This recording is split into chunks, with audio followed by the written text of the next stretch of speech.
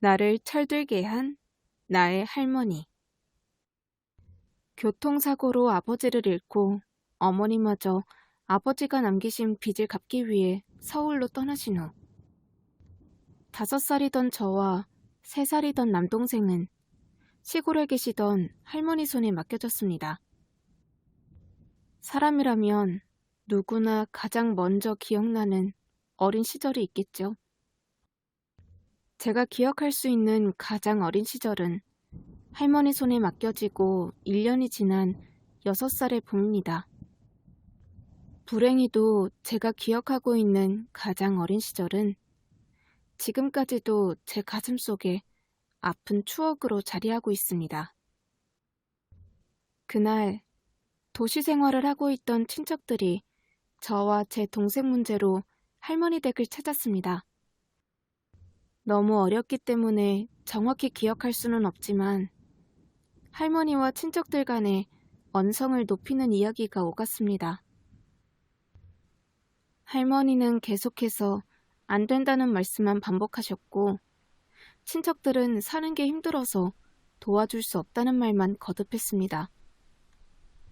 큰아버지는 저와 제 동생에게 새 옷을 입혀주고 새 신을 신겨주며 좋은 곳에 가게 되었다고 말했습니다.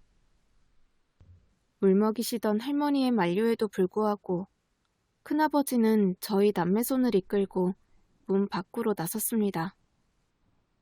친척들 누구 하나 따라 나오는 사람이 없었지만 할머니는 다르셨습니다. 버선발로 뛰쳐나와 저희 남매를 끌어안고 우셨습니다. 안 된다. 절대 못 보낸다. 고아원에도 아들 없는 집에도 나는 못 보낸다. 죽은 내 아들 불쌍해서 이것들 못 보낸다. 니들한테 10원 한 푼 도와달라고 안 할러니까 보내지 마라. 그냥 내가 기억에 나더라. 할머니는 그렇게 말씀하시며 목 놓아 우셨습니다. 그날 할머니가 아니었다면 지금의 저도 제 남동생도 없었겠죠. 할머니의 눈물이 지금의 저희 남매를 있게 해준 것입니다. 고아원에 가지 않은 것만으로도, 아들 없는 집에 보내지지 않은 것만으로도 저희 남매는 할머니께 평생 갚아도 다 갚지 못할 은혜를 입은 것인데 그게 얼마나 큰 은혜였는지 그때는 몰랐습니다. 철들 무렵이 되어서야 그것을 알았습니다. 할머니는 친척들께 약속하신 대로 10원 한 푼 받지 않고 저희 남매를 기르셨습니다. 하루도 거르지 않고 남의 집으로 일을 다니시며 받아오신 품삯으로 생활을 꾸려나가셨습니다. 할머니가 저희 남매를 키우기 위해 얼마나 고생을 하셔야 했는지, 스스로 얼마나 억척스러워지셔야 했는지 그때는 너무 어려서 몰랐습니다. 그저 배부르게 먹지 못하는 것이 불만이었고 새 옷 한 벌 없이 남의 옷만 얻어입는 것이 불만이었고 다른 아이들처럼 학용품을 넉넉하게 쓰지 못하는 것이 불만이었고 마음 놓고 과자 한 번 사 먹을 수 없는 것이 불만이었고 소풍에 돈 한 푼 가져갈 수 없는 것이 불만이었고 운동회 때 할머니랑 함께 달리는 것이 불만이었고 할머니 밑에서 자란다는 이유만으로 동네에서나 학교에서나 불쌍한 아이 취급을 받는 것이 불만이었습니다. 배부르게 먹이지 못하는 할머니 마음이 얼마나 아팠을지, 새 옷 한 벌 사주지 못하는 할머니 마음이 얼마나 아렸을지, 남의 집으로 옷을 얻으러 다니며 할머니가 얼마나 고개를 숙이셨을지, 넉넉하게 학용품을 사주지 못하는 할머니 마음이 어땠을지, 소풍 간다고 김밥 한 번 싸주지 못하고 용돈 한 푼 주지 못하는 그 마음이 어땠을지. 다른 아이들은 운동회 때 엄마와 함께하는 것을 나이 드신 당신 몸으로 해주시느라 얼마나 진땀을 빼셨을지. 어디서나 애비애미 없다고 손가락질 받는 손자들을 보며 얼마나 가슴을 쓸어내리셨을지. 그때는 철이 없어서 몰랐습니다. 그저 어디서나 누구에게나 조금이라도 더 불쌍하게 보여서 뭐 하나 얻으려고 애쓰는 할머니의 모습이 싫고 창피할 뿐이었습니다. 할머니는 저희 남매를 위해 자신을 포기하고 사셨습니다. 당신의 체면이나 얼굴을 모두 버리시고 오로지 저희 남매를 위해 사셨습니다.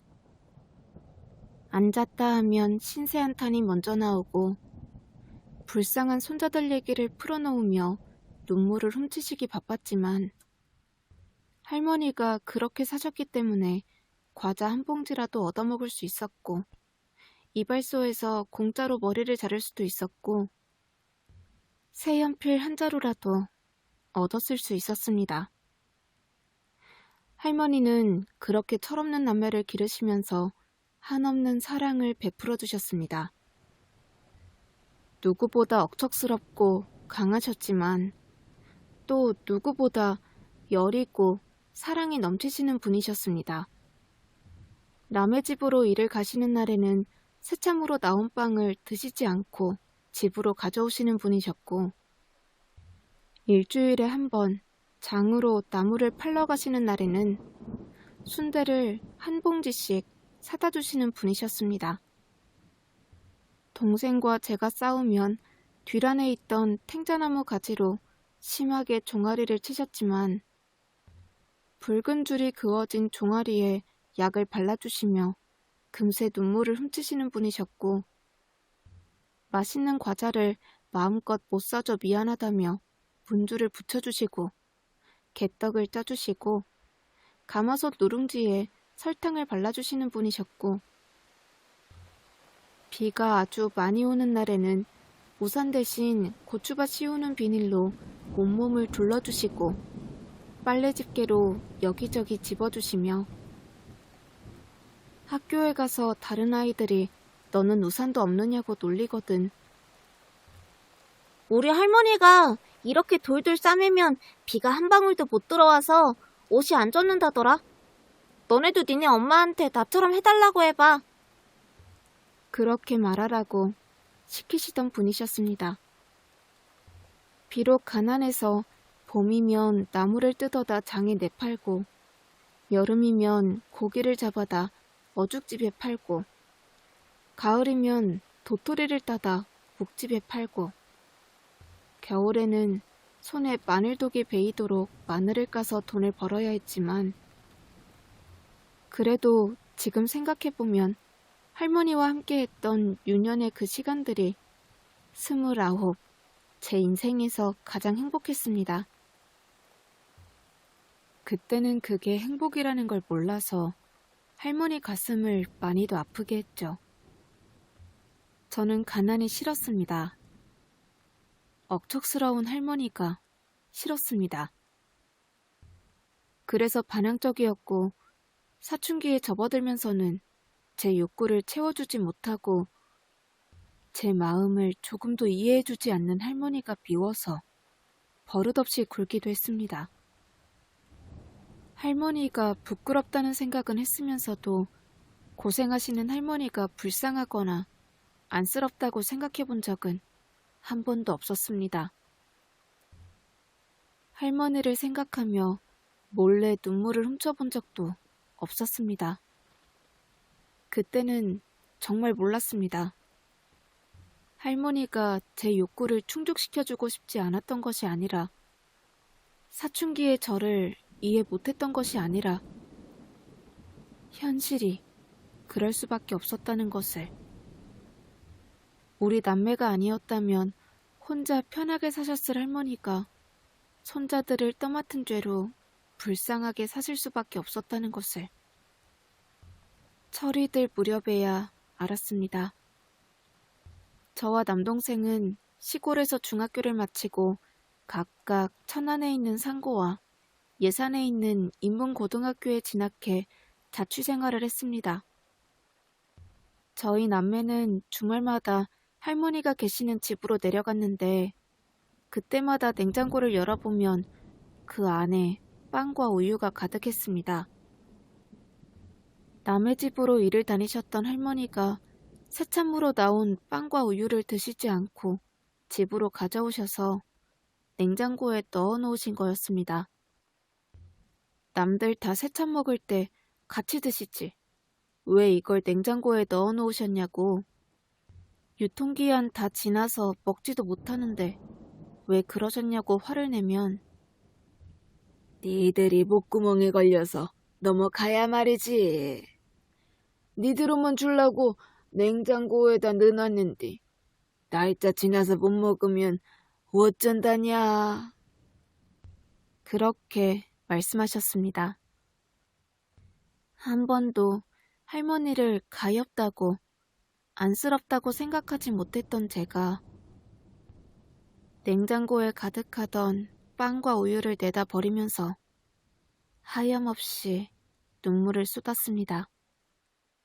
가슴 저 밑바닥에서 뜨거운 것이 올라오는데 할머니가 그렇게 불쌍해 보일 수가 없었습니다. 아마도 그때가 제가 철이 들 무렵이었던 것 같습니다. 한 번은 자취하는 제게 김치와 쌀을 갖다 주시겠다고 올라오신 할머니를 만나기 위해 터미널에 나간 적이 있었습니다.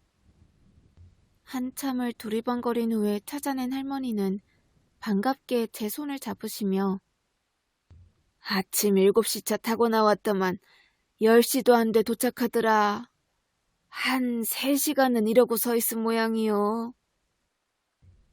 기다리다 배고파서 나 먼저 짜장면 한 그릇 먹었다. 에?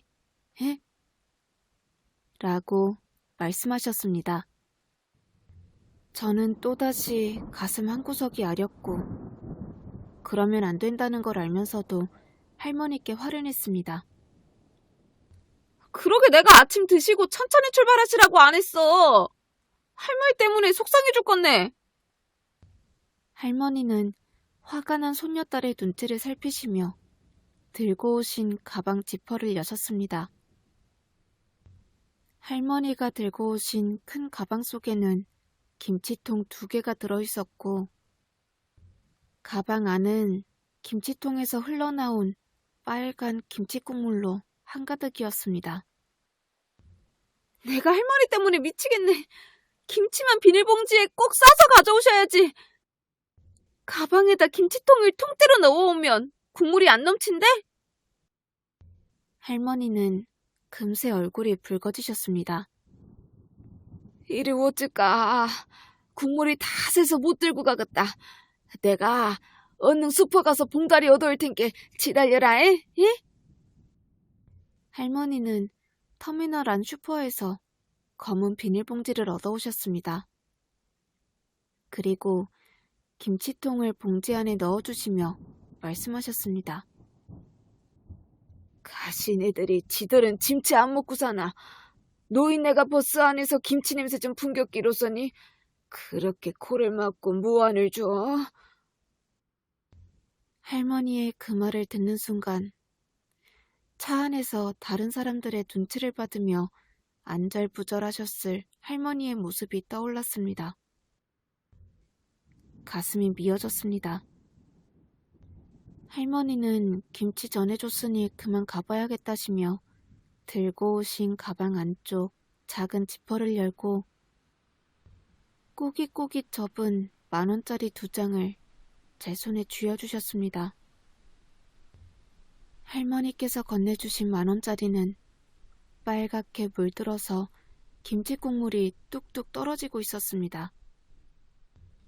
할머니 앞에서 울고 싶지 않았던 저는 얼른 매표소로 뛰어가 할머니 차표를 끊어다 드리고 할머니를 배웅해드렸습니다. 그날 자취방으로 돌아오는 시내버스 안에서 얼마나 소리내어 울었는지 모릅니다.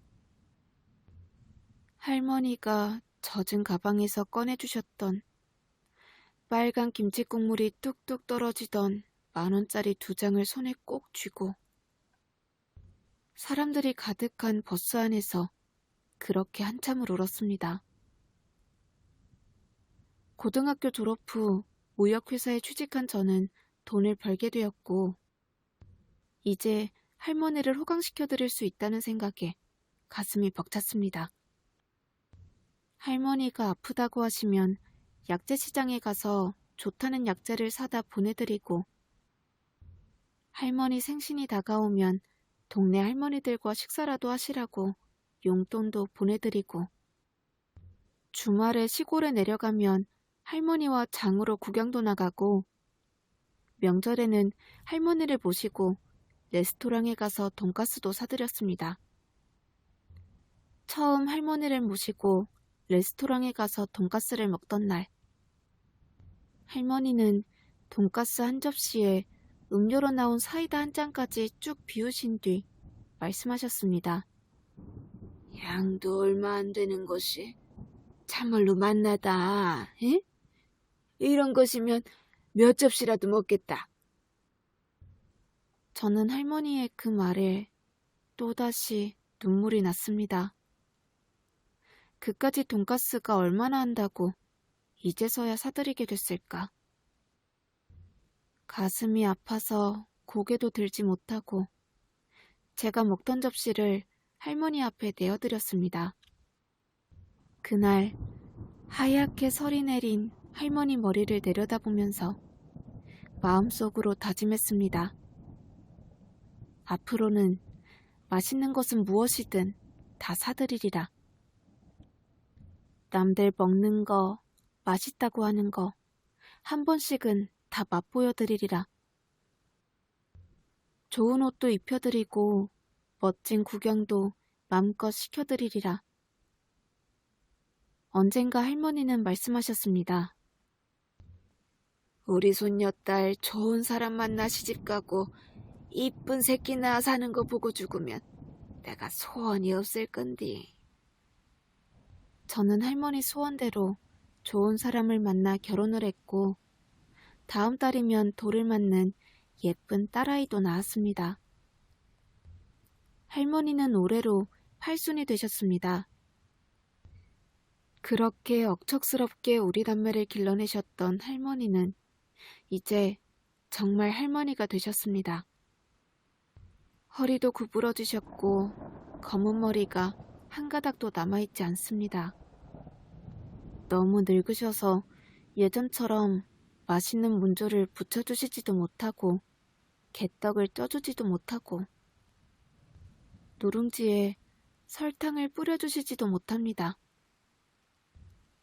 뜨거운 밥에 올려 먹던 할머니의 얼짠지가 그렇게 맛있었는데 이제는 그때 그 맛을 내시지도 못합니다. 같이 봄나무를 뜯으러 다닐 수도 도토리를 따러 다닐 수도 없습니다. 그래서 가슴이 아프고 할머니를 생각하면 자꾸만 눈물이 납니다.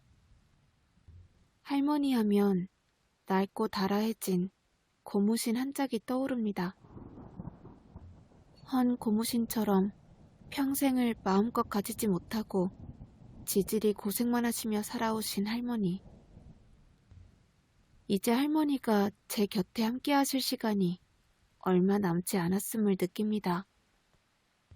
언제일지 모를 그날까지 제가 할머니의 은혜를 다 갚을 수 있을까요? 꽃으로 태어났으나 들풀로 사셔야 했던 그분의 인생. 이제부터라도 화사한 꽃으로 사셨으면 좋겠습니다. 가난은 부끄러운 것이 아니라 조금 불편한 것일 뿐이라는 걸 가르쳐 주신 할머니. 이제 저는 할머니의 사랑과 고생을 모두 이해할 수 있을 만큼 철이 들었습니다. 눈부시게 화창한 봄날, 우리 할머니 손을 잡고 꽃길을 걸어보고 싶습니다. 오래전 눈물나게 아름다웠던 유년의 풍경들을 떠올리며 웃어보고 싶습니다. 올 봄에도 꽃은 피겠죠. 그날을 손꼽아 기다리며 편지를 마치겠습니다.